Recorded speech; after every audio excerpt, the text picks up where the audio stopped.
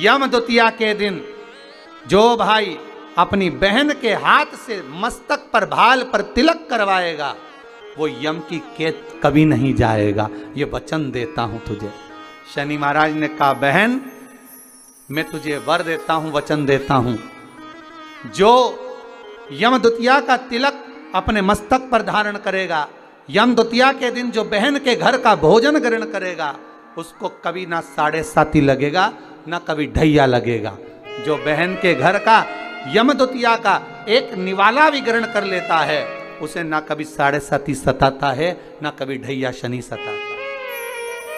मैं तुझे वर देता। आज वही यम द्वितीया की आप सभी को बहुत बहुत बधाई हो। माँ यमुना आपके जीवन का कल्याण करे और दीपावली की जो 5 दिवसीय पूजन आप कर रहे हैं उसमें जो पूजन आपने थाली में रखकर करी है, जिसमें 2 सिक्के चांदी का और अपना सादा सिक्का रखकर उसको बांधकर जो पूजन करी है, उसी थाली में वापिस आज 1 कमलगट्टा, 1 हल्दी की गठान, 1 अमरबिल का टुकड़ा और घी के 5 दिए लगाइए। माता लक्ष्मी को पूजन कर कर कंकु, हरौली, हल्दी, मौली, चंदन, चावल, मेहंदी, अबीर, गुलाल, लाल पुष्प आदि से पूजन कर कर माता की आरती करिए भोग लगाकर, और अच्छा मुहूर्त देखकर, लाभ और शुभ घड़ी को देखकर झोली पे सार कर अपनी माता लक्ष्मी को प्रणाम कर कर माता से निवेदन करो, हे माँ अब आप हमारे घर के अंदर हमारे भवन में सदा विराजमान रहो, और माता को अपनी झोली में वो 2 सिक्के जो रखे हैं उसको झोली में डाल लीजिए। 1 कमलगट्टा, 1 हल्दी की गठान, 1 अमरबिल का टुकड़ा अपनी झोली में डाल लीजिए और वहाँ से चौकी को, पाटे को हटा दो, थाली को हटा दो और थोड़ा सा हाथ में जल लेकर वहाँ पर पोछा फेर दो, और जो झोली में आपके सिक्के रखे हैं, अमरबिल, कमलगट्टा, हल्दी की गांठ जो रखी है उसको सिक्के के साथ एक डब्बी में या एक वस्त्र में अपनी तिजोरी, अलमारी में जो शुभ घड़ी है उसके अंतर्गत लक्ष्मी जी का नाम लेकर रख दीजिए। 5 दिए जो भगवान के सामने रखे थे उसमें से 1 दिया जिस अलमारी में, जिस तिजोरी में तुमने लक्ष्मी रखी है उसी अलमारी, उसी तिजोरी के ऊपर उस दिए को रख दीजिए या उसके साइड में रख दीजिए। 4 दिए में से 1 दिया मंदिर में रखिए, 1 दिया पानी के स्थान पर रखिए, 1 दिया तुलसी जी के क्यारे पर रखिए और 1 दीप घर के हॉल में रखिए। महाराज ऐसे 5 दियों का स्मरण करते हुए माता लक्ष्मी का स्मरण करिए। द्वार पर थोड़ा सा पीला चावल डालकर अंदर की ओर प्रवेश कर लीजिए। कार्तिक महीने की शुक्ल पक्ष की ये पावन द्वितीया तिथि, जिसको यम द्वितीया भाई दूज भी कहते हैं, हिंदू धर्म के अनुसार बहन और भाई के प्रेम की उदारता को प्रकट करने वाली, वात्सल्यता को प्रकट करने वाली, प्रेम को दर्शाने वाले 2 त्यौहार हिंदू धर्म में बहन और भाई के लिए प्रबल हैं महाराज। पहला श्रावण के महीने में पड़ने वाली श्रावण की पूर्णिमा, जिस दिन रक्षाबंधन का त्यौहार मनाया जाता है। हमारे हिंदू धर्म में ये त्यौहार भी भाई और बहन को समर्पित है। और दूसरे नंबर का ये पावन त्यौहार जो दीपावली के गोवर्धन पूजन के बाद में दीपावली के दूसरे दिवस में मनाया जाता है, द्वितीय दिवस में मनाया जाता है, जिसको यम द्वितीया कहते हैं, जो यम की कैद से छुड़ाने वाली है। बहन और भाई का संबंध क्या है? केवल एक यमुना मैया और यमराज से ही हमें सीखना नहीं है, हमें भगवान ओघड़दानी, त्रिकालदर्शी, कैलाशी शिव और माता क्षिप्रिया से भी सीखना है।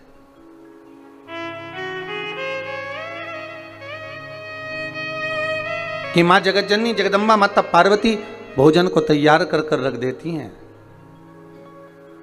और भगवान शंकर की बहन क्षिप्रिया जी आती हैं और उस भोजन को ले जाकर नंदीवर को, श्रृंगीवर को, भृंगी को, आदिक आदिक को ले जाकर खिला देती हैं। अर्थात इसका मतलब ये नहीं है कि केवल ननंद भाभी को कष्ट दे रही है या ननंद भाभी को त्राण दे रही है या परेशान कर रही है, उसका मतलब ये नहीं है। उसका मतलब ये है कि हमारी भाभी अगर ननंद कोई शब्द कहती है, ननंद अगर कोई ताना देती है, ननंद अगर कोई कृत्य करती है, तो वो भाभी को बल प्रदान कर रही है कि हमारी भाभी में कितना बल है, कितनी प्रबलता है, कितनी प्रखरता है, कि वो किस कार्य में माता जगतजननी जगदम्बा माता पार्वती भोजन बनाकर रखती और माता क्षिप्रिया आती और भोजन ले जाकर नंदी को दे देती। माँ फिर तैयार करके रखती, आती और भृंगी को दे देती। माँ फिर भोजन तैयार करती, वो उठाती और श्रृंगी को दे देती। वो बारंबार भोजन बना रही हैं और बार बार माता क्षिप्रिया आकर उसको उठाकर नंदी भृंगी श्रृंगी को दे देती है। अर्थात इसमें परीक्षा नहीं है, इसमें माता पार्वती को बल प्रदान करना। अगर हमारे जीवन में थोड़ा सा कष्ट आता है, थोड़ी सी तकलीफ आती है, थोड़ा सा रोग आता है, थोड़ी सी बीमारी आती है, थोड़ा सा दुख आता है, तो ये ना समझिएगा कि ये हमको परेशान करने के लिए आया है। वो दुख, वो तकलीफ, वो कष्ट, वो रोग, वो बीमारी, जो भी हमारे जीवन में दुख आया है, वो हमको कुछ बल प्रदान करने के लिए आया है, हमें कुछ सिखाने के लिए आया है।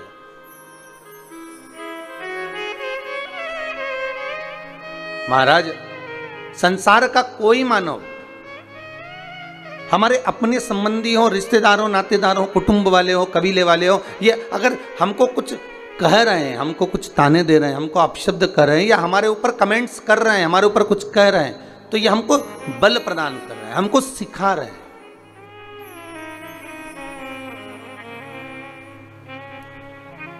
साइकिल चलाने वाला एक बच्चा बार बार गिरता है, फिर उठता है, फिर गिरता है, फिर उठता है, फिर गिरता है। अब उसको अंदाजा लग जाता है कि मैं क्यों गिर रहा हूं, कारण क्या है, तो उस कारण को जानकर उस साइकिल को फिर वो धीरे से चलाने का प्रयास करता है। घर में जो ननंद होती हैं, भाभी से आत्मीय प्रेम होता है, ऐसा नहीं कि भाभी से द्वेष रहेगा, प्रेम भाव। वो भी चाहती हैं कि इनमें बल प्राप्त हो, इनको बल प्राप्त हो, जिससे ये आने वाले समय को एक सम्मुख में चुनौती के रूप में लेकर चले, बल प्राप्त। महाराज, कितना सुंदर भाव कहा है भगवान शिव। आप सभी ने शिव महापुराण में तो पहले भी श्रवण करा है। आज भाई दूज की कथा है। भैया दूज के अवसर पर यदि हम हमारे शंकर अवघड़दानी और उनकी बहन की बात ना करें तो शायद श्रेष्ठ ना हो। इसलिए कथा के माध्यम से शिव और क्षिप्रिया की कथा निकली है, तो भाव से अपन उसको भी श्रवण करें।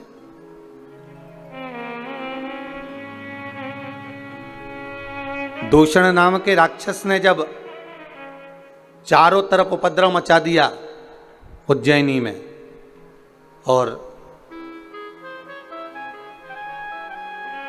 उस अवंतिकापुरी में, उस उज्जैनी में जब चारों तरफ उपद्रव मच गया, जहां तहां चारों तरफ ब्राह्मणों के बच्चों को लेता और दूषण नाम का राक्षस निचोड़ निचोड़ कर पीने लगा रक्त को।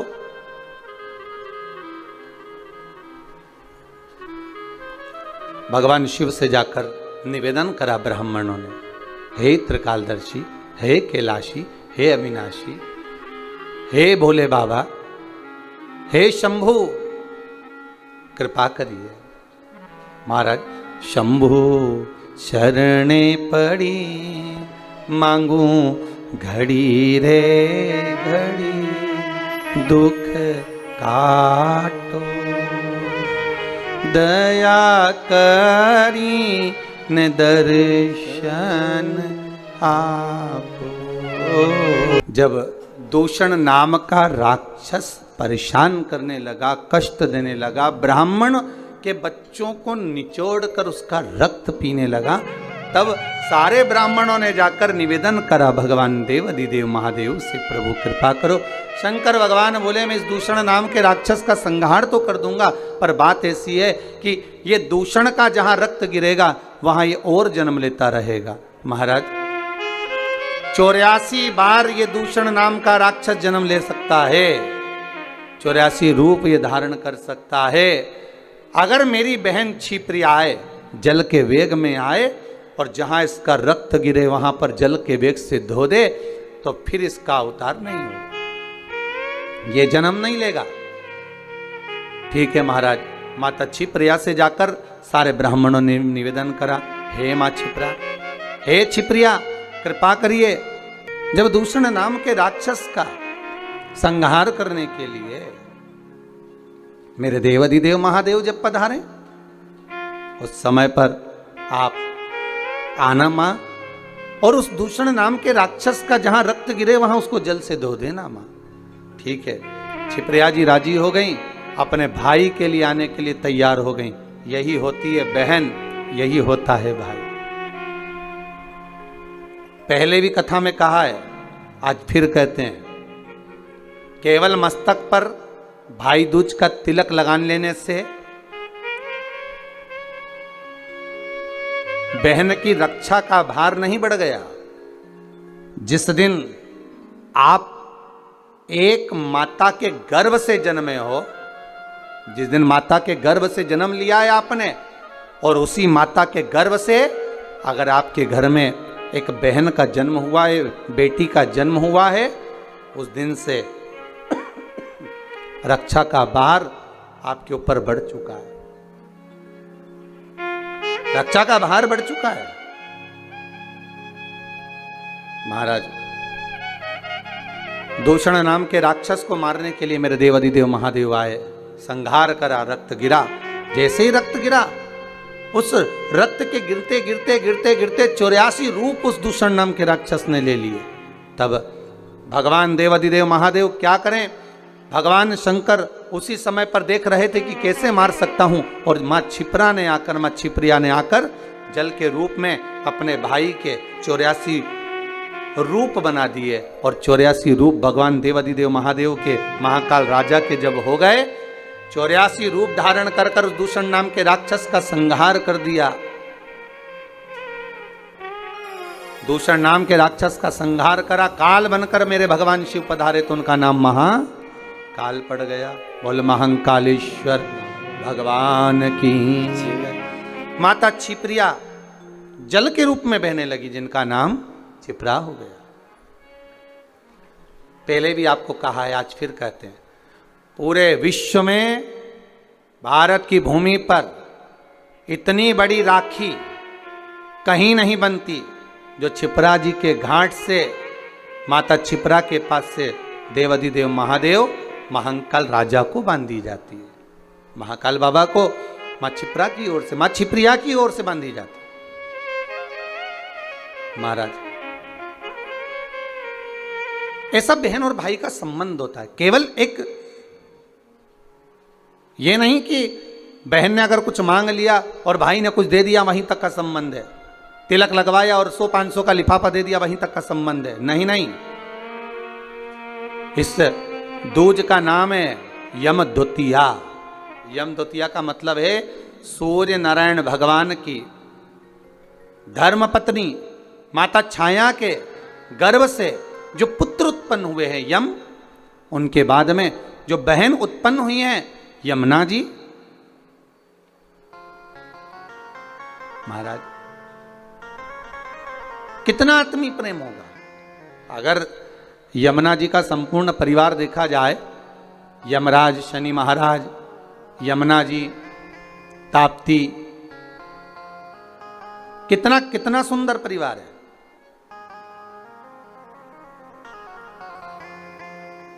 एक बार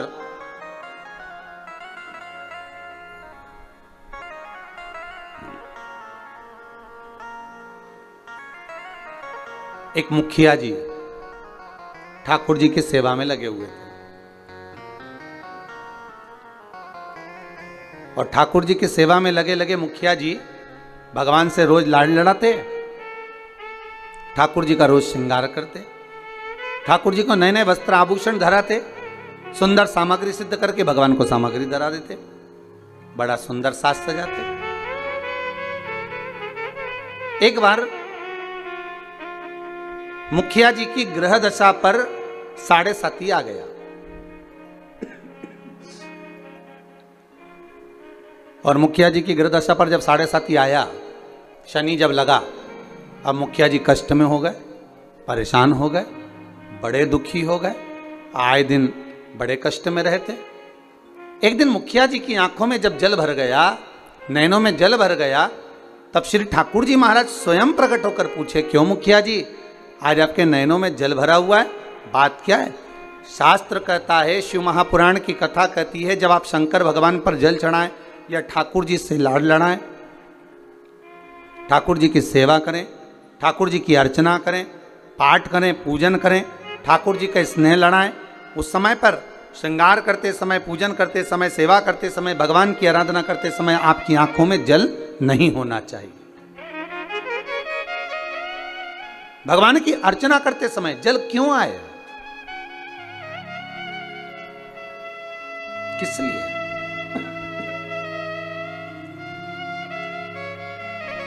उस जल की महत्वता क्या? और महाराज मुखिया जी बोले, ठाकुर जी समझ में नहीं आ रहा, आज तो शरीर में कष्ट बहुत है और मन में मानसिक टेंशन बहुत है। बाबा बोले, क्यों चिंता करते हो? झारी जी में से यमुना जी को प्रकट करा मेरे ठाकुर जी ने, और यमुना जी को प्रकट कर कर मेरे ठाकुर जी बोले, यमुना आज आप मुखिया जी जब झारी जी भर रहे थे, आपका श्रृंगार कर रहे थे, ऊपर से वस्त्र ओढ़ा रहे थे, तब आपको मन में है कि आज मुखिया जी के नैनों में जल भरा हुआ है? यमुना जी बोली, ठाकुर मेरे को मालूम है कि आज मुखिया जी के नैनों में जल है, और क्यों है वो भी मैं जानती हूं। जानती हो? हाँ। क्यों जल है? तो कहा, जल होने का केवल एक कारण है कि मेरे भाई शनि की दृष्टि मुखिया जी पे पड़ गई। ओहो, 7.5 वर्ष तक रहेगी।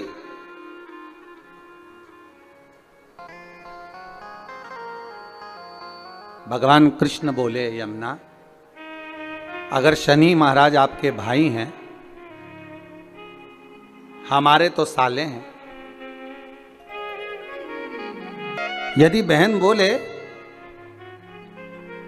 तो क्या भाई मानेगा नहीं? बोलो प्रभु क्या चाहते हो? बस जाओ और शनि महाराज से कहो, जो ठाकुर जी से लाड लड़ाए, जो भगवान की सेवा में डूबा रहे, जो भगवान की भक्ति में सदा डूबा रहे, उस पर कभी न 7.5 लगे न ढैया लगे। शनि की कुदृष्टि उस जीव पर नहीं पड़ना चाहिए।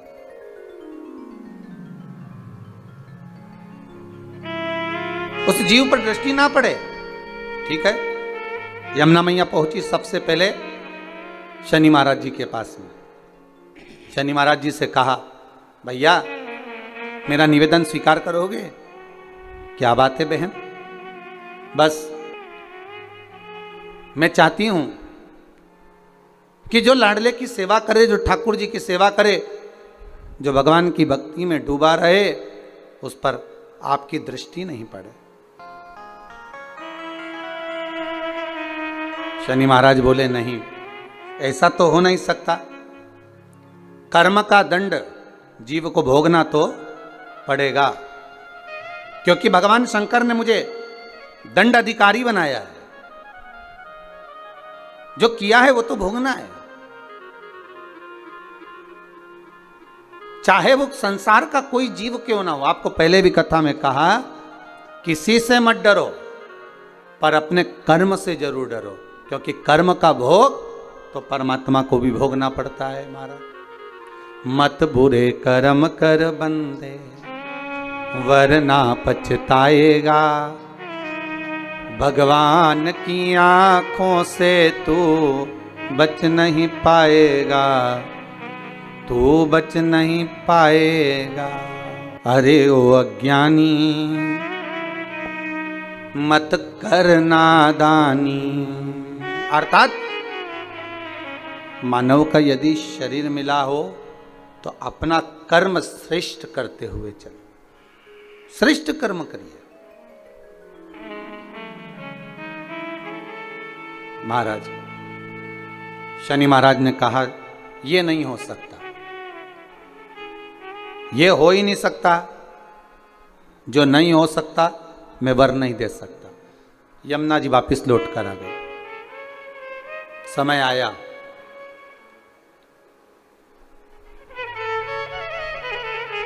कार्तिक का महीना था। यमुना जी इससे पहले शनि महाराज के पास बारंबार जा चुकी हैं। यमराज के पास भी यमुना जी कई बार जा चुकी है, बार बार विनती कर चुकी है, पर मानते ही नहीं।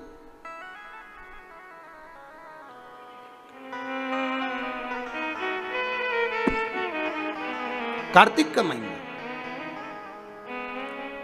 और महाराज द्वितीया तिथि शुक्ल पक्ष की। आज यमुना जी ने बड़ा सुंदर श्रृंगार किया है महाराज, बड़ा सुंदर श्रृंगार। महाराज क्या साज सजाया है मेरी माँ ने।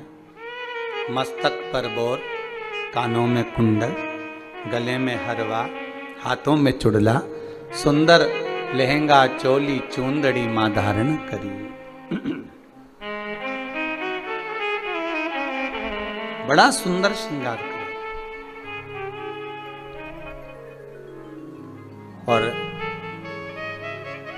आज माँ यमुना जो जा रही है ना, सारे वैष्णवों को पार करने जा रही है।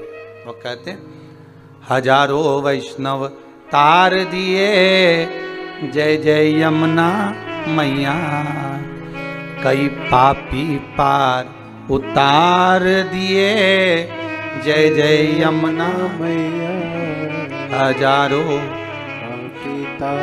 हे यमुना मैया बड़ी कृपा करिए।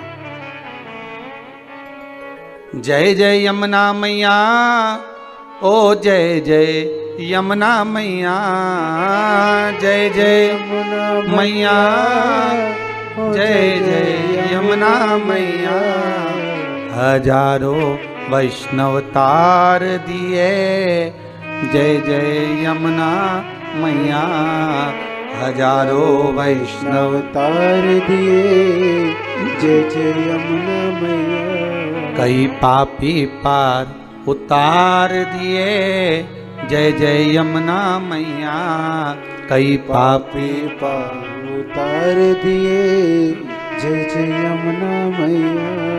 आज यमुना मैया बड़ा सुंदर श्रृंगार कर कर जा रही है, बड़ा सुंदर श्रृंगार। जिस दिन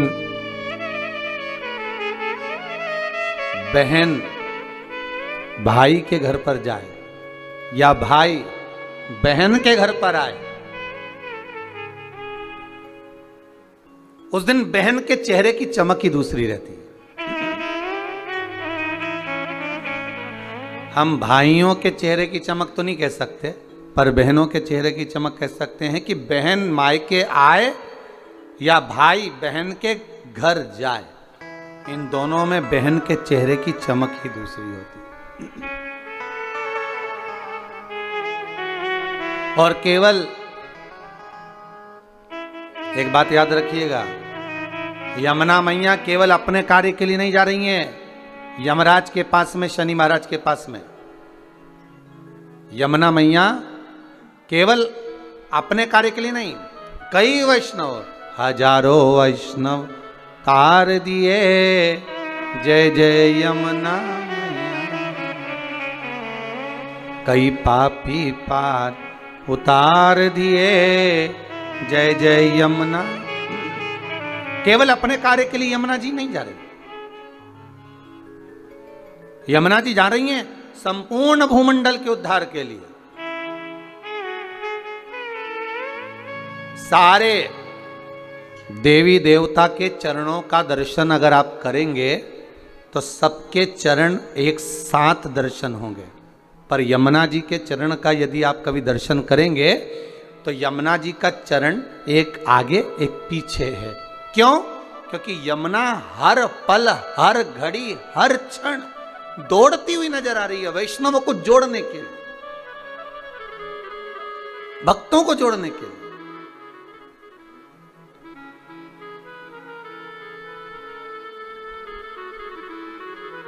यमुना मैया हर पल हाथ में माला लिए दौड़ती हुई नजर आ रही है कि मेरे वैष्णवों को मुझे इस माला में पिरोना है, मेरे वैष्णवों को मुझे जोड़ना है, भक्ति के धागे में जोड़ना है, प्रेम के धागे से जोड़ना है। भागती नजर आ रही। इतनी सुंदर श्रृंगार कर कर मां यमुना चली है, बड़ी सुंदर। महाराज जब बड़ा सुंदर श्रृंगार कर कर पटरानी यमुना जी चली, बीच मार्ग में भगवान कृष्ण मिल गए, मेरे ठाकुर जी प्राप्त हुए। ठाकुर जी ने पूछा यमुना कहाँ जा रही हो? यमुना जी कह रही हैं उस दिन गई थी शनि महाराज के पास में पर वर प्राप्त नहीं हुआ था।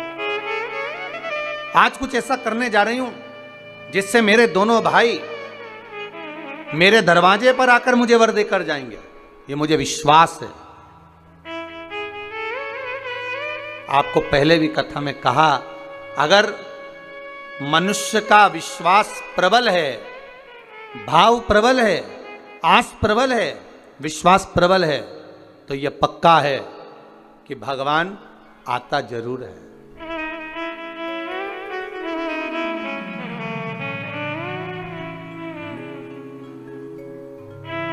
महाराज दुर्योधन के मेवा त्यागे, साग विदुर घर खाई, सबसे ऊंची प्रेम सगाई, सबसे ऊंची प्रेम सगाई। भगवान भाव प्रबल है, इसलिए भक्ति के बल पर विदुर जी महाराज के यहाँ आकर केले के छिलके खा लेते। भाव प्रबल है, भक्ति प्रबल है, इसलिए शबरी अम्बा के दरवाजे पर जाकर झूठे बेर खा लेते। भाव प्रबल है, भक्ति प्रबल है, इसलिए कर्मा जी के घर पर जाकर खिचड़ी खा लेते।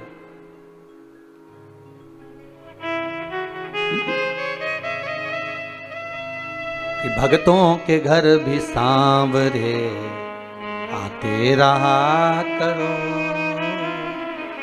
दर्शन के नैन बावरे दर्शन दिया करो। कहते हैं प्रेम से प्रभु छिलके भी खा गए, कहते हैं प्रेम से प्रभु छिलके भी खा गए, कहते हैं प्रेम से प्रभु छिलके भी खा गए। शबरी के झूठे बेर भी खाते रहा करो, शबरी के बेर भी खाते रहा करो। ओ शबरी के झूठे बेर भी खाते रहा करो, शबरी के झूठे बेर भी खाते रहा करो। आज स्वयं यमुना जी को देखे तो भगवान कह रहे हैं कि कहाँ जा रही हो यमुना, इतना श्रृंगार कर कर। यमुना जी कहती हैं प्रभु मैं मेरे दोनों भाइयों को निमंत्रण देने जा रही हूँ। निमंत्रण किस चीज का? मेरे धाम में ब्रजमंडल में मैं उनको बुलाऊंगी। ब्रजमंडल में बुलाओगी? क्यों? यमुना जी कह रही है मैं भूमंडल पर ब्रजमंडल में मेरे शनि महाराज और यमराज दोनों को बुलाऊंगी। दोनों भाई आएंगे। क्यों? तो कि भोजन करने। ओ हो द्वारकाधीश कहे, भगवान कृष्ण बोले, ठाकुर जी बोले, ओ यमुना वो तेरे भाई हैं, मालूम है तेरे को? वो यमराज, वो शनि महाराज कहाँ तेरे यहाँ आएगा? यमुना जी बोली हर बार मैं मेरे भाइयों के यहाँ जाती हूँ, जितनी बार मौका मिलता है मैं अपने भाइयों के घर में अपने मायके जाती हूं, पर इस बार मैं निमंत्रण देने जा रही हूं कि आपको मेरे यहां आना पड़ेगा, आपको मेरे यहां पहुंचना पड़ेगा।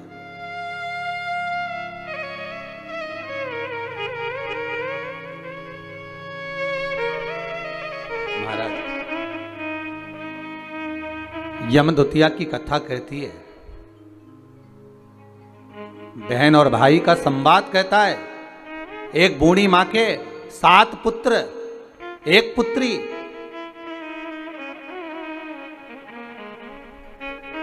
और श्राप लगा था उस बूढ़ी मां के यहां कि तेरे घर में जितने बेटे हैं, इनका जब विवाह होगा तो इनको सांप डसेगा, इसको मरना पड़ेगा।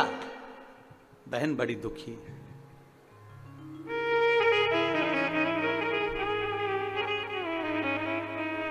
आज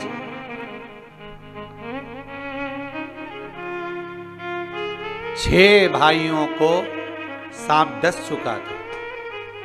6 भाभियां विधवा हो चुकी थी, वैधव्य हो गई थी। केवल एक भाई बचा।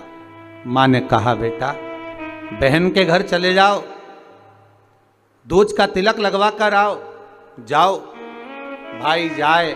बहन को सूचना मिली कि मेरा भाई आ रहा है और एक ही भाई बचा है। अब तो शादी होती है, सांप डस लेता है, क्या करूं? भाई का आदर करा, सत्कार करा, सम्मान करा।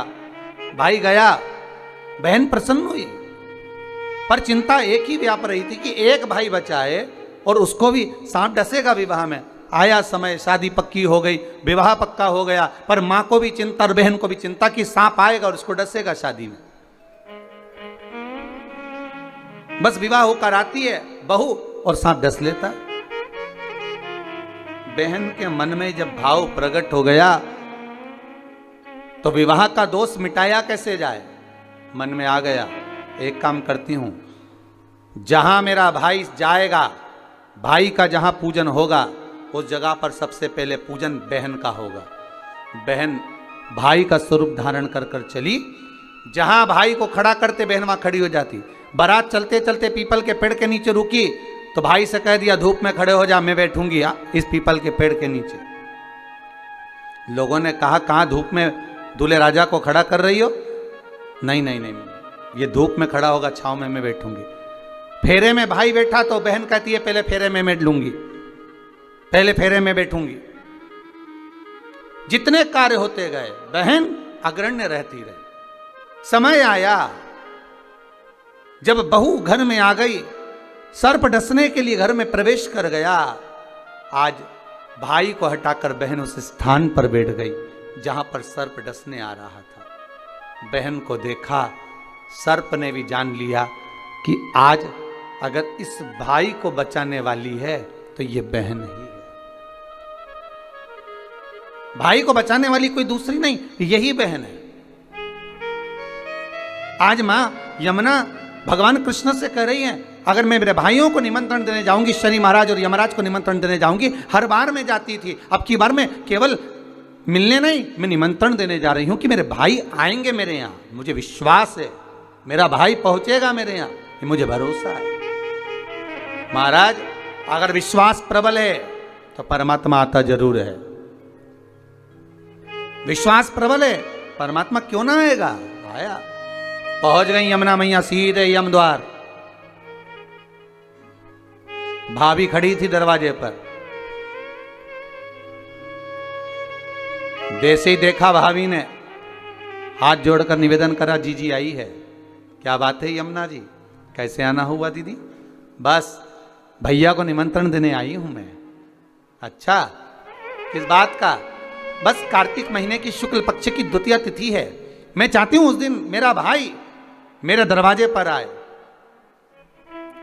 यहां तो निमंत्रण दिया, पहुंच गई शनि महाराज के यहां, वहां भी भाभी दरवाजे पे खड़ी थी, आवाज लगाई, भैया आए। क्या बात है बहन यमुना, क्या चाहती हो?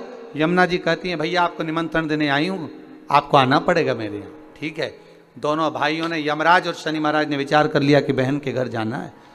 सालों से बुलाती बुलाती थक गई थी यमुना मैया, पर नहीं आए। रोज निमंत्रण करती थी, नहीं आए।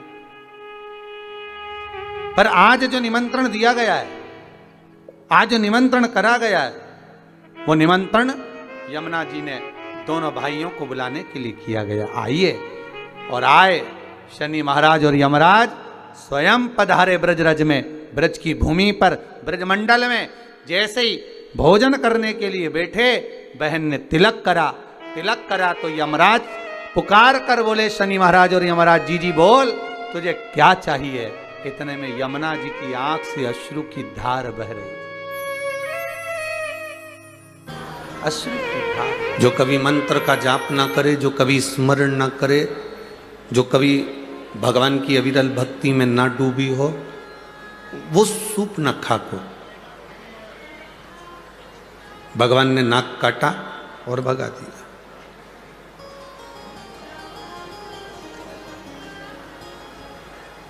नाक काटी मतलब जब जो भगवान का भजन करने नहीं जाता, जो स्मरण करने नहीं जाता, जो मंत्र जाप करने नहीं जाता, जो कभी भगवान के सत्संग में नहीं जाता, और उस व्यक्ति को बार बार कोई कहता है कि अपने गांव में कथा हो रही है, नासिक में कथा हो रही है, चलो शिव महापुराण की कथा सुनने चलो, और वो नहीं जाए तो लोग कह देते दिन भर घर में बुक रहती है, व्यस्त रहती है, थोड़ा सा जाया करो, सत्संग किया करो।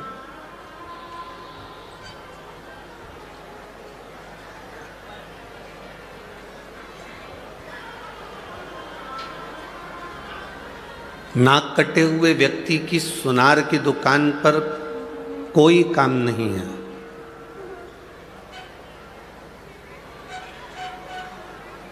नाक कटी हुई व्यक्ति की सुनार की दुकान पर कोई काम नहीं होता। उसी तरह नासिक में नास्तिक का कोई काम नहीं होता।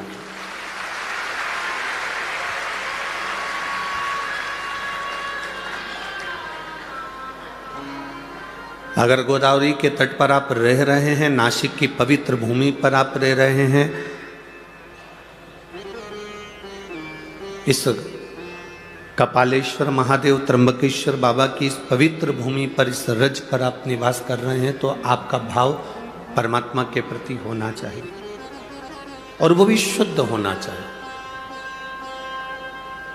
उसमें दिखावे का कोई काम ना हो आपका, कोई भ्रमित होने का कार्य ना हो आपका। सोमनाथ जी में रहने वाले गुजरात के भाई इतने खुश होते हैं कि हम सोमनाथ जी की धरा पर रह रहे हैं। उज्जैनी में रहने वाले महाकालेश्वर के पास रहने वाले इतने प्रसन्न होते हैं कि हम उज्जैनी में रह रहे हैं। विश्वनाथ में रहने वाले, काशी में रहने वाले इतने प्रसन्न होते हैं कि हम विश्वनाथ की नगरी में रह रहे हैं। कृष्णेश्वर भीमाशंकर में रहने वाले इतने प्रसन्न होते हैं कि हम कृष्णेश्वर भीमाशंकर की नगरी में रह रहे हैं। नागेश्वर में रहने वाले नागेश्वर को देखकर प्रसन्न होते हैं। केदारेश्वर में रहने वाले केदारेश्वर को देखकर प्रसन्न होते हैं। रामेश्वर में रहने वाले रामेश्वर को देखकर प्रसन्न होते हैं। मल्लिकार्जुन में रहने वाले मल्लिकार्जुन को देखकर प्रसन्न होते हैं।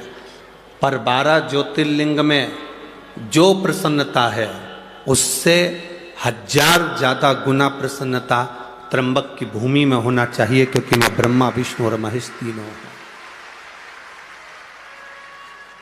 सारे 12 ज्योतिर्लिंग में केवल महेश भगवान शंकर विराजे हैं, पर केवल एक इस माँ गोदावरी का तट ऐसा है, ये भूमि ऐसी है नासिक की, जहां पर ब्रह्मा विष्णु और महेश तीनों एक साथ विराजे हैं। ये वो पवित्र,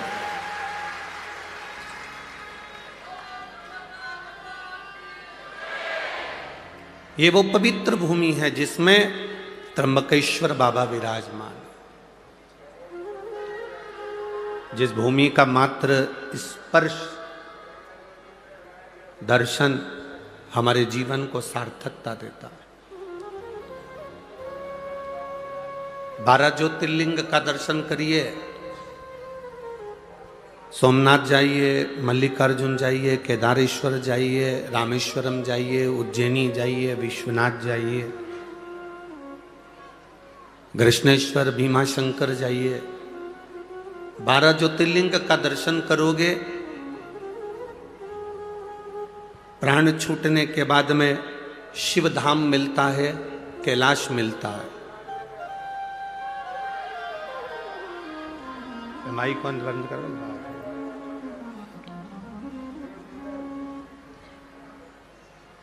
12 ज्योतिर्लिंग का दर्शन करते हो तो शिव धाम मिलता है, कैलाश मिलता है।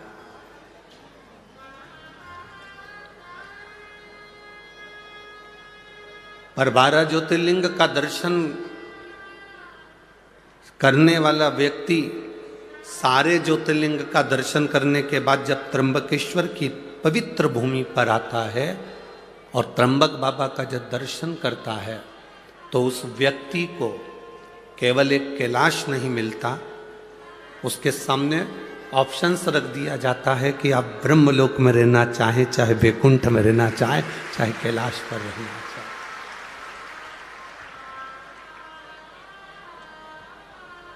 ये आपकी मर्जी है, ये आपके ऊपर निर्भर करता है कि आपको कहाँ रहना। कहते हैं सारे ज्योतिर्लिंग के दर्शन कर कर अगर किसी के प्राण छूट जाते हैं तो उनका सत्कार सम्मान कैलाश पर होता है।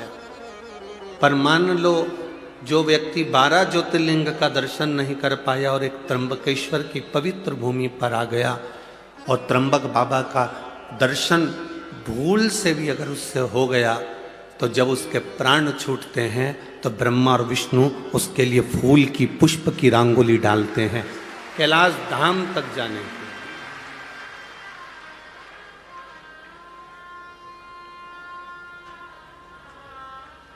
जो नहीं पहचाना उसके लिए हम नहीं कह सकते, पर जो पहचान गया कि त्र्यंबक है क्या, त्र्यंबकेश्वर महादेव का मतलब क्या, शिवलिंग का सार तत्व क्या,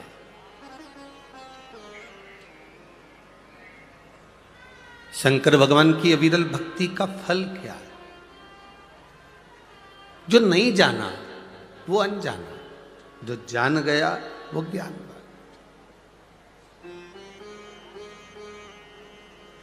एक गंगा को भागीरथ बाबा लेकर आए थे और एक गंगा को गौतम ऋषि लेकर आए थे।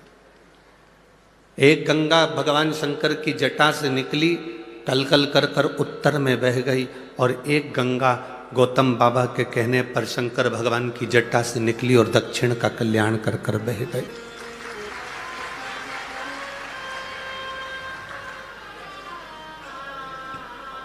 उस गंगा में और इस गंगा में कोई अंतर नहीं है, कोई भेद नहीं। वो गंगा भी भगवान शिव के मस्तक से निकली है और ये गंगा भी भगवान शंकर के मस्तक से निकली।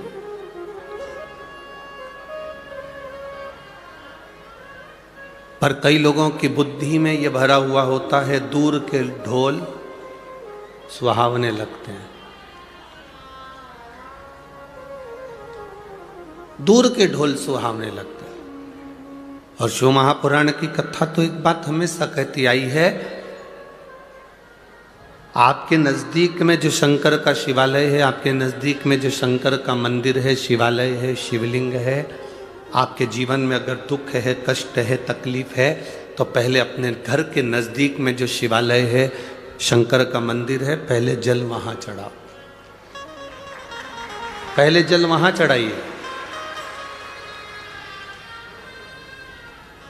आप में से जितनी माताएं बैठी हैं ना, आप सबके घर में विक्स, बाम, आयोडेक्स, बुखार की छोटी मोटी गोली, पेट दुखे तो इनो का पाउच, अगर एसिडिटी हो रही हो तो पुदीना की गोली, सर्दी हो रही हो तो थोड़ी वो सिनारिस्ट की गोली। बोलो सबके घर में है कि नहीं? अरे बोलो, जम के बोलो जरा, है ना? पर यदि उस गोली से, उस दवाई से काम नहीं होता तो तुम क्या डायरेक्ट अपने बच्चों को दिखाने या डायरेक्ट अपने पति को या आपको दिखाने के लिए नासिका जाते हो? आते हो क्या? नहीं। पहले कहाँ जाते हो? अपने गांव में, अपने नगर में, अपने शहर में, अपने क्षेत्र में, अपने घर के पास, अपने घर के नज़दीक में जो भी डॉक्टर रहता हो भले वो छोटा डॉक्टर हो बड़ा डॉक्टर हो, छोटी सी मेडिकल हो बड़ी मेडिकल हो, छोटा सा दवाखाना हो बड़ा दवाखाना हो, तुम जिस गांव में रहते हो, तुम्हारे को अगर तकलीफ होती है तो सबसे पहले प्राथमिक उपचार के लिए नजदीक के दवाखाने जाते हो। बोलो सही है कि गलत है? जब नजदीक के दवाखाने में काम नहीं होता, वहां से पट्टा पट्टी बांध दी जाती है और दवाई गोली दे के बोतल लगाकर तुमको बड़े दवाखाना भेज दिया जाता। समझ रहे हो ना सब? अरे बोलो तो, आ रही है ना समझ में? पहले घर में तुमने बाम लगाया, विक्स लगाया, आइडेक्स लगाया, दवाई ले ली, घर में घर का उपचार नहीं हुआ, तब प्राथमिक उपचार के लिए अपने नजदीक में गए, नजदीक के स्वास्थ्य केंद्र पर गए। जब नजदीक के स्वास्थ्य केंद्र में तुमको देखा करा, पट्टा पट्टी बांध के दवाई मवाई देकर तुम्हें बड़े स्वास्थ्य केंद्र भेज दिया, बड़े हॉस्पिटल भेज दिया। बड़े हॉस्पिटल कब गए हो? बाद में। पहले घर का इलाज करा, फिर अपने मोहल्ले में जो डॉक्टर थे, जो दवाखाना था उसका इलाज करा, प्राथमिक इलाज करा, फिर बड़े दवाखाने। उसी तरह जब हमारी जिंदगी में थोड़ा सा भी दुख आए, किसी के पास मत जाओ, सबसे पहले अपने घर में जो कंकर शंकर रखा है, अपने घर में जो रुद्राक्ष रखा है, अपने घर में जो शिवलिंग रखा है, उसकी पूजन करो, उसकी आराधना करो। इसके बाद भी अगर दुख ना कट रहा हो तो प्राथमिक केंद्र पर, मतलब अपने घर के नज़दीक में जो शिवालय है, वहाँ 1 लोटा जल चढ़ाना प्रारंभ करो। 3 महीना इंतजार करो कि हम सही हो रहा है कि नहीं हो रहा है। फिर जाकर कहीं मौका मिले तो फिर किसी बड़े शिवालय में जाकर भगवान से प्रार्थना, फिर जाओ।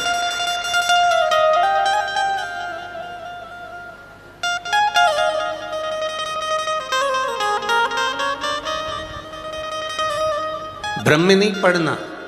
कोई तुमसे कह दे वहाँ चले जाओ, वहाँ से भभूति मिल रही है, वह भभूति तुम्हें ठीक कर देगी। कोई तुमसे कह दे वहाँ चले जाओ, वहाँ से नारियल मिल रहा है, नारियल तुम्हें ठीक कर देगा। कोई तुमसे कहे कि वहाँ चले जाओ, वहाँ से एक बेल मिलेगी, गले में बांध लेना, तुम ठीक हो जाओगे। कोई तुमसे कहे तुम वहाँ चले जाओ, वहाँ जाकर तुम ठीक हो जाओगे। ना ना,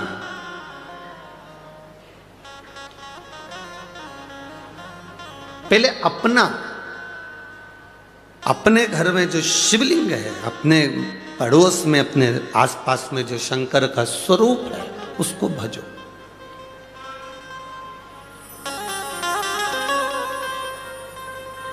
हम शिव महापुराण की कथा में एक बात कहते आए हैं, आज फिर कर रहे हैं।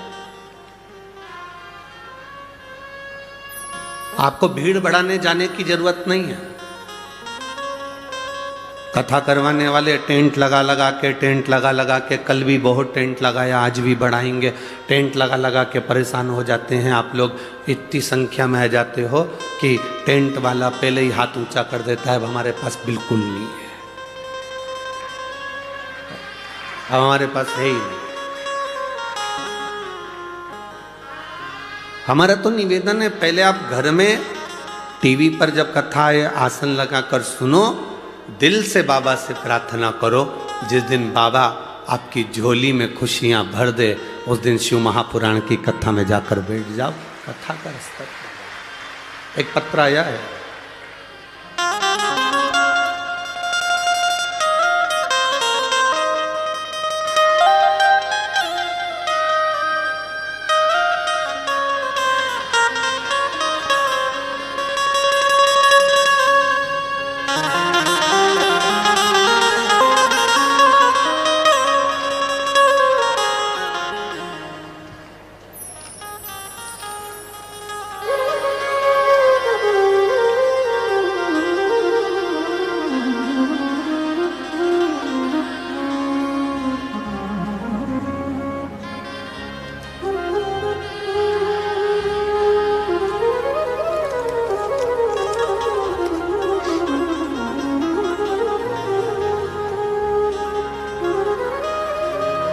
मेरा नाम अल्पेश राजेंद्र बांगुल, मोबाइल नंबर ये है मैं वणी गांव से आई हूँ, जिला नासिक, तहसील विंडोरी। विंडोरी सही है? ठीक है। कहीं बैठी हैं? हाथ हिला सकती हैं। अल्पेशनी राजेंद्र बांगुल, मोबाइल नंबर ये है। वणी गांव से आई हूँ। कहीं बैठी हैं? हाथ हिला दो दीदी। ठीक है, दिख गए। एक बार वापस हाथ हिला दो। श्री शिवाय नमस्तुभ्यं। अब ठीक हैं आप? फिर से एक बार हाथ हिलाओ। ठीक हैं जी। मैं बाबा का क्या वर्णन करूं गुरुदेव। मैं पहले मंदिर नहीं जाती थी, मैं भगवान को बिल्कुल नहीं मानती थी। 2023 में मेरे बेटे को अचानक कान में पीछे दोनों साइड में गठान हो गई। उस गठान का जब इलाज करवाने के लिए हॉस्पिटल गए तो जांचों में मालूम पड़ा कि इसको बड़ी बीमारी के चांस बनने लगे। इसका ऑपरेशन जरूरी है। ऑपरेशन होने के बाद ये गांठ वापिस जांच के लिए जाएगी। तब हम घबरा गए। हम भगवान के मंदिर नहीं जाते थे, हम भगवान को नहीं मानते थे। जैसे आज के लोग भटक गए थे वैसे हम भी भटक गए थे। पर हमारी पड़ोसन ने हमसे कहा, पड़ोसन जी ने जो कहा कि शिव मंदिर में जाकर जल चढ़ाकर बच्चे को नंदी के पास बिठाकर कुंदकेश्वर महादेव के नाम से वो जल पिलाओ और उसकी गांठों पर लगाना प्रारंभ करो। चिंता मत करो, रो मती, कोई बड़ी बीमारी नहीं होगी और ऑपरेशन की भी जरूरत नहीं होगी। हम जांच करा कर आ गए। ऑपरेशन की तारीख निकल गई। पशुपतिनाथ का व्रत मैंने जिंदगी में पहली बार करा और भगवान के मंदिर में पहली बार पांव रखा। इतनी बड़ी जिंदगी में पहली बार जब मंदिर गई, बाबा को केवल इतना कहा, बाबा की कानों में 3 गठाने हैं, पर आप संभालेंगे तो सब हो सकता है। मेरी पड़ोसन सीवर वाले महाराज की कथा सुनती है और वो सीवर वाला महाराज कहता है सारी समस्या का हल एक लोटा जल है। आप संभालिएगा बाबा। मेरे बेटे को नंदी के पास बिठाती, शिवजी पर जल चढ़वा कर बिठाकर उसको पानी पिलाती, कुंदकेश्वर महादेव का नाम लेती, गांठों पर लगाती। दूसरी बार जांच कराने के लिए हम जब वापिस पहुँचे तो बाबा की कृपा से तीनों गांठें गल चुकी थी और डॉक्टर ने कहा कोई बड़ी बीमारी नहीं, शिव तत्व है। दोनों हाथ हिला तो बहन एक बार। हर हर महादेव। बैठी है, बाबा की कृपा, बैठी। शिव तत्व इसी को कहा। अगर हमारा भरोसा प्रबल नहीं हुआ, हमारा विश्वास प्रबल नहीं हुआ। ये पत्र में उन्होंने एक लाइन बड़ी अच्छी लिखी है, हम तो बाबा के भरोसे चलते हैं, डमरू वाले के भरोसे चलते हैं। नीचे लाइन लिखी है, आप कहते हो ना कि टीवी के सामने बैठकर मांगा जाता है, मैंने जो मांगा मेरे बाबा ने वो मुझे दिया है। जो मांगा। आज पहली बार मैं कथा पंडाल में आई हूं और बाबा को धन्यवाद देने के लिए आई। शिव तत्व है।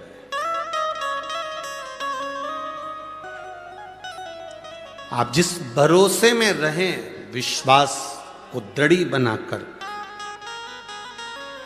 आप भगवान शंकर के मंदिर जाएं, अपने नजदीक में जाएं, कहीं भटकना नहीं। कोई कहे कि वहां ये चमत्कार हो रहा है, वहां चल चलो, वहां पर ये हो रहा है, वहां चल चलो, वहां ये हो रहा है, वहां चल चलो। तो मैं एक ही बात कहना, वहां जाऊंगी तब चमत्कार का दर्शन करूंगी, उससे अच्छा है मेरा भोलेनाथ चाहेगा तो घर में बिठाकर मुझे दर्शन करा। भटकना नहीं, भ्रमित मत होना, भरमाना नहीं। कई लोग कह देते हैं कि हम त्र्यंबकेश्वर को नहीं जानते, कोई कहता है हम शिवलिंग को नहीं जानते, कोई कहता है कि त्र्यंबक है क्या, कोई कहता है किस स्वरूप में पूजा जाता है, कोई कहे, उसको कहो।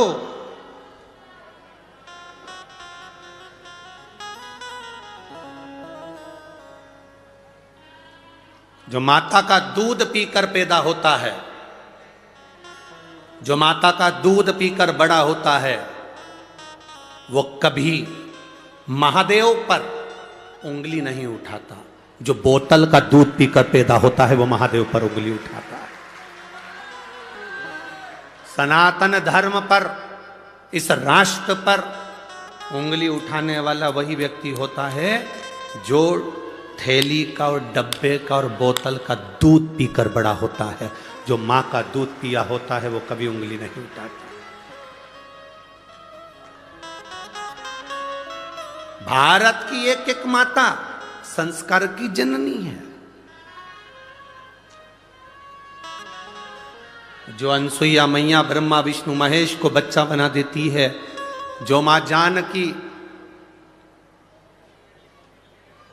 लंका की उस रावण की उस अशोक वाटिका में बैठकर भी एक घास के तिनके को हाथ में तोड़कर अपनी रक्षा कर लेती है।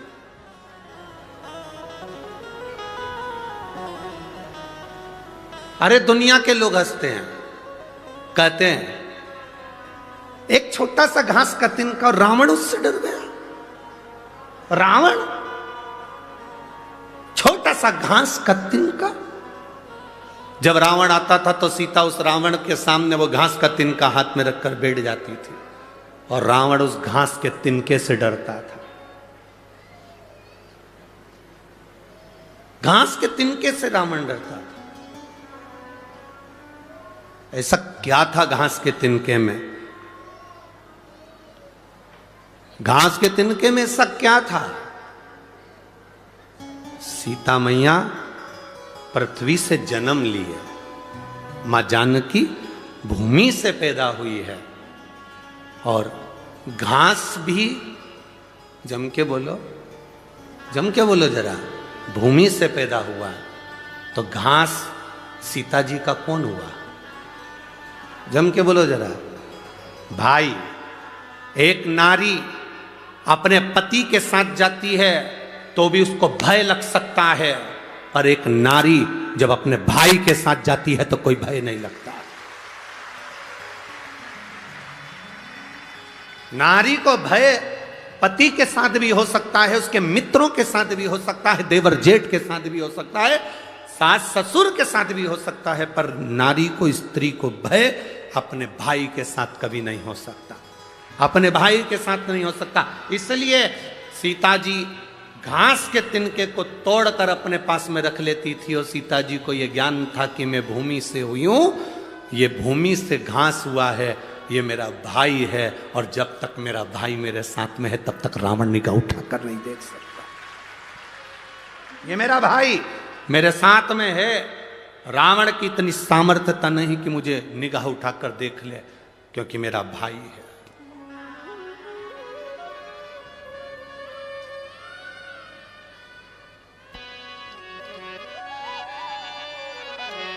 महाराष्ट्र की इस पवित्र भूमि पर,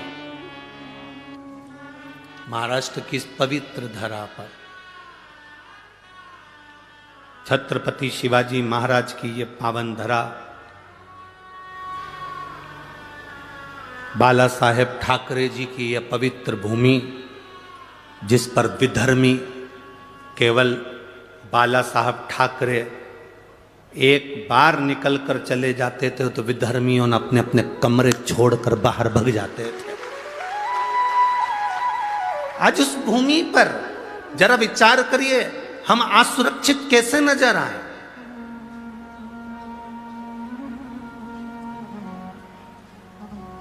राम जी अयोध्या से चले, अवध से चलते चलते चलते चलते राम जी ने कभी पूरी जगह तक जाकर देख लो, कहीं पर किसी की ना तो नाक काटी, ना हाथ काटा, ना मुंडा काटा। यहां आकर मेरे राम जी ने सोप ना खा कि नाक काट कर कहा कि तेरा मन भगवत भजन में नहीं लग रहा और तू कहीं ना कहीं विधर्म की ओर आगे बढ़ रही है, और तेरा अंत होगा तब पूरा अधर्मियों का अंत हो जाएगा। तो ये वीर शिवाजी, छत्रपति शिवाजी इस नासिक शहर को, इस गोदावरी के तट को सबसे प्रथम मानते थे कि राम जी ने इस भूमि से रावण को ललकारा था और वीर शिवाजी छत्रपति ने भी इस भूमि से उन विधर्मियों को ललकारा। पवित्र धरा, यह पवित्र भूमि है, जिस भूमि का आनंद हमारे जीवन का एक सुख देता है।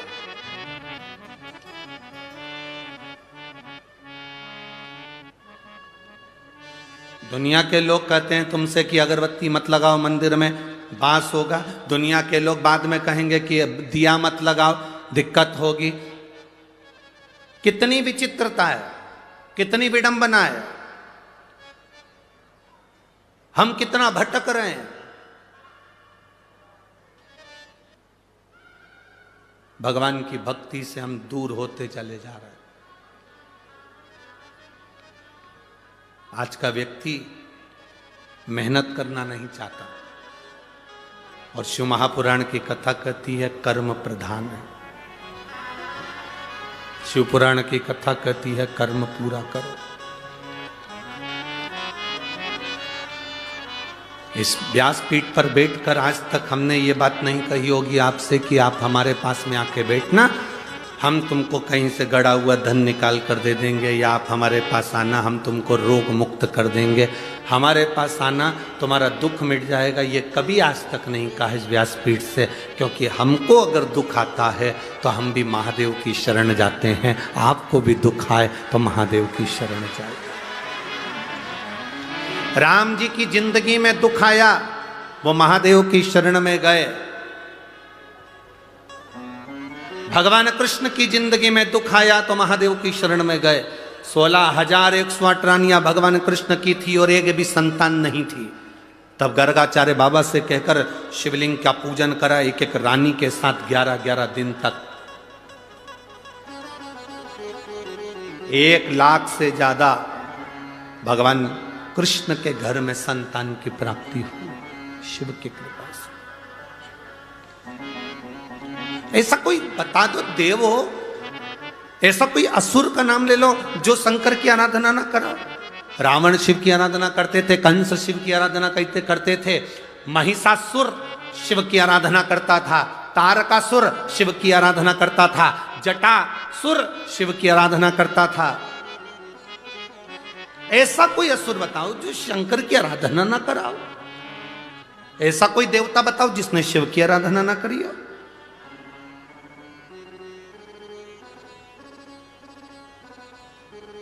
तुम सोमवार का व्रत करो ना करो, तुम मंगलवार का व्रत करो ना, तुम जिस व्रत को कर रहे हो, अगर लक्ष्मी जी की पूजन कर रहे हो, शुक्रवार का व्रत कर रहे हो, तुम कृष्ण भगवान की पूजन कर रहे हो, तुम राम भगवान की पूजन कर रहे हो, तुम देवी जी की पूजन कर रहे हो, तुम दत्त की पूजन कर रहे हो, तुम हरिविठ्ठल की पूजन कर रहे हो, तुम पांडुरंगा की पूजन कर रहे हो, तुम गोदावरी की पूजन कर रहे हो, तुम गंगा की पूजन कर रहे हो, तुम गौमाता की पूजन कर रहे हो, तुम वृक्ष लता पत्र की पूजन कर रहे हो, तुम संसार में किसी की भी पूजन करो, पूजन का फल जब दिया जाता है तो उस लिस्ट को, उस फाइल को पहले देवाधिदेव महादेव के पास भेजा जाता है, और महादेव उस फाइल को स्वीकृति देते हैं, तब उस फल को दिया जाता है।